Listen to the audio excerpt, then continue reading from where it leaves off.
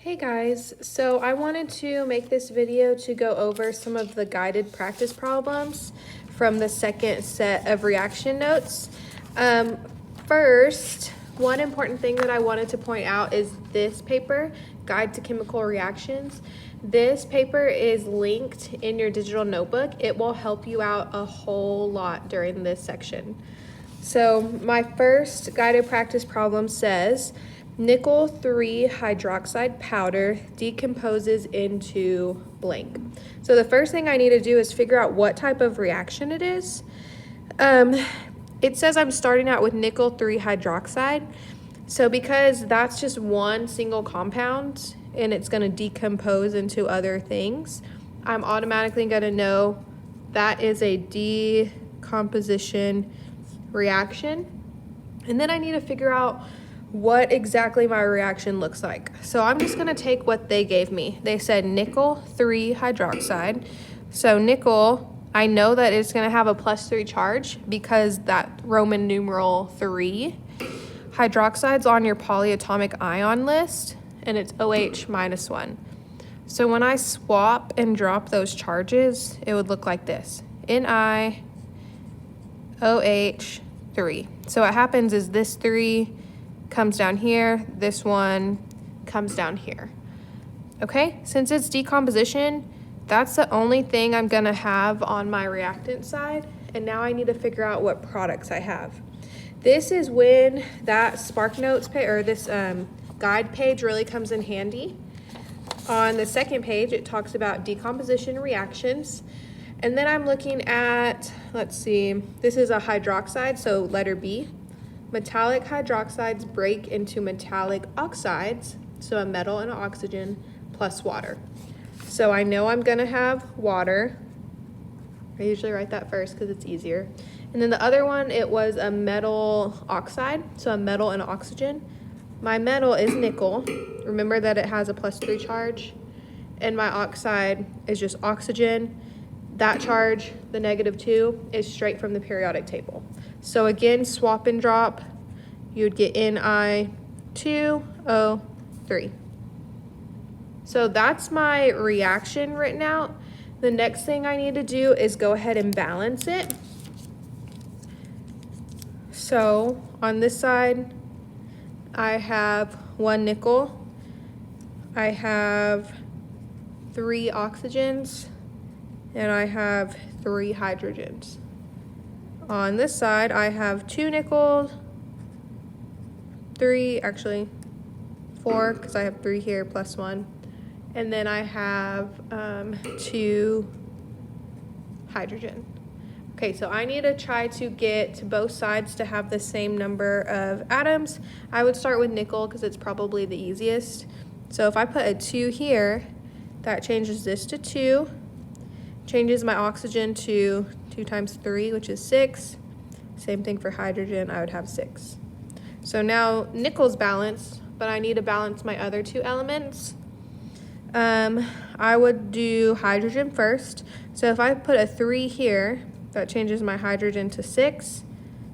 That one's balanced.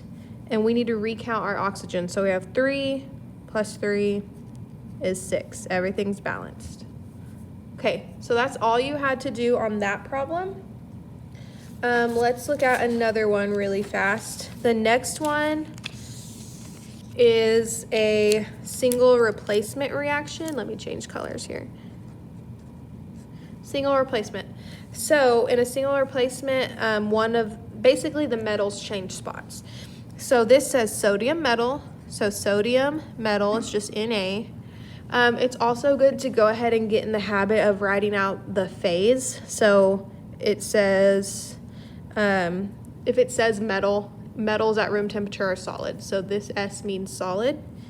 This reacts with aqueous aluminum chloride. So aluminum is on the periodic table +3. And then chlorine is -1.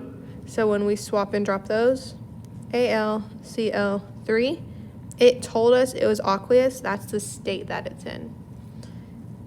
So those are our products. The next part that we need to do is predict the oh, sorry, those are the reactants. The next thing we need to do is predict the products.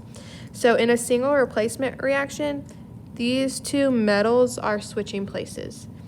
So I'm gonna have aluminum over here by itself, and then my Na, which is +1, my Cl, which is -1, that's straight from the periodic table, those are gonna bond, so it'd be NaCl. That's what my reaction looks like. We still need to go ahead and balance this. So I'm gonna use a different color. On this side I have 1 sodium, 1 aluminum, 3 chlorine. This side I have 1, 1, 1. So this is a pretty easy fix. If I put a 3 here, this changes to 3, this changes to 3. I just need to add another 3 here so that everything matches. Okay, balancing equations, I think I said this in the last video. Sometimes it takes a little practice. It takes some back and forth and some erasing. You're not always gonna do it right away and super fast. That's okay. As long as you know how to do it, it's okay if it takes a little while. So one more thing that we need to do to this reaction. On the notes from today, we talked about the ionic equation and the net ionic equation. That's just basically a way to simplify. So to write out the ionic equation, I'm gonna write every element. Where this gets a little bit confusing is these compounds that are aqueous, which I forgot to put those over here. These compounds, we're gonna write them separately and with their charge. So anytime I'm splitting up 2 ions, I'm gonna go ahead and write their charge as well. So I'm aluminum, that's a +3 charge. And then I have 3 chlorine, so I'm gonna write 3 Cl, that has a -1 charge. Notice I did not write the charge on this element because it was by itself. This metal by itself does not need to have a charge, only the compounds that you split up. So let's do the other side. I have 3 NAs. Remember, Na has a +1 charge. I'm writing the charge because I'm splitting up that salt.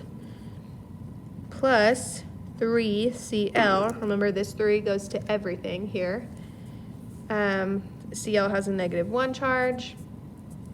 And then we can just bring down that aluminum as is. We're not breaking it apart of anything. We're keeping it just like that. Okay, so this is the ionic equation. We have molecular equation and ionic equation. The next thing we need to do to get to the net ionic equation is cross out the things that look the same on both sides. So Na, those are different. Aluminum, those are different. These Cl's look exactly the same. So I can cross those out. This basically simplifies it. So now I can write out my net ionic equation, and it would look like this. Plus Al. So this is my final answer. Okay, notice that on the first one we did together, we did not write out a net ionic equation. We only wrote it out on this one. That's because anytime you have a single replacement or a double replacement reaction, you have to write this net ionic. You have to simplify it. So that is your first and second question on your guided practice for your notes. If y'all have any more questions, please let me know or come to office hours. Bye, guys.